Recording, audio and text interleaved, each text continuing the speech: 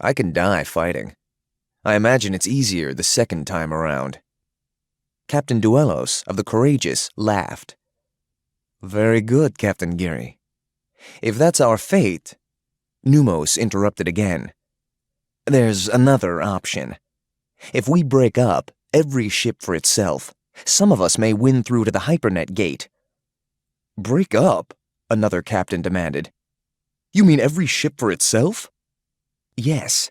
The slower and more heavily damaged ships are doomed anyway. There's no sense."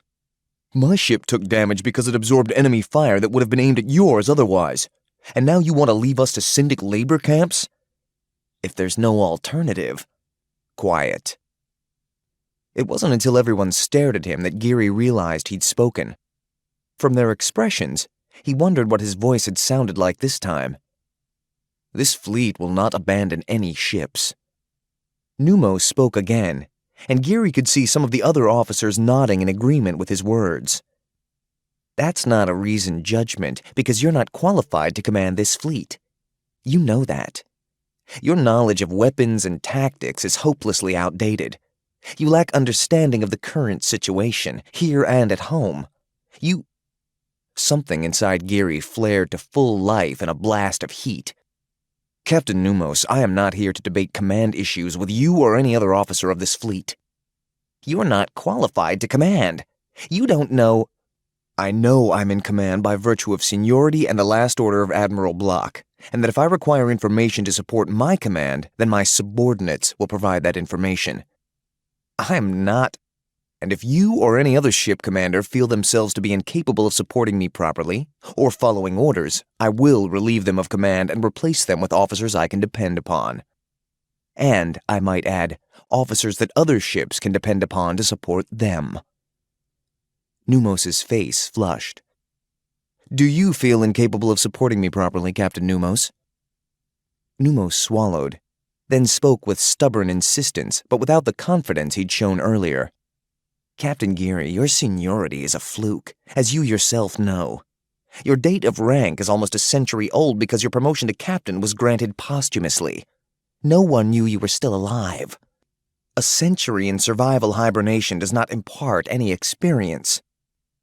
Some of the other captains made small motions of agreement, apparently emboldening Numos again. "We must choose a commanding officer based on their ability to deal with the current situation, and that requires current knowledge." Geary stared back at Numos so coldly that he leaned back as if being threatened. "In the Alliance fleet I know, no one chose their commanders. I have no intention of allowing you or anyone else to interfere with my command authority." A stout man down at one end of the table cleared his throat. "Captain Geary is senior. He's in command. End of discussion." Geary nodded toward him, fixing the name and face in memory. Captain Tulev of the Leviathan. Someone Geary could count on. Then a woman in the uniform of the Alliance Marines spoke. Colonel Karabali, who must have inherited her command when the Marine general accompanying the fleet died along with the other flag officers. "We're sworn to obey our commanders and defend the Alliance.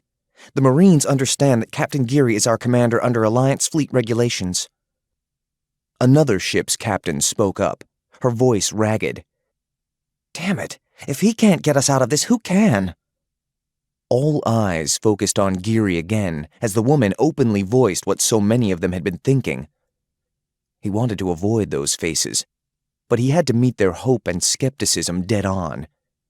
Geary couldn't hide anymore. "I'm going to try,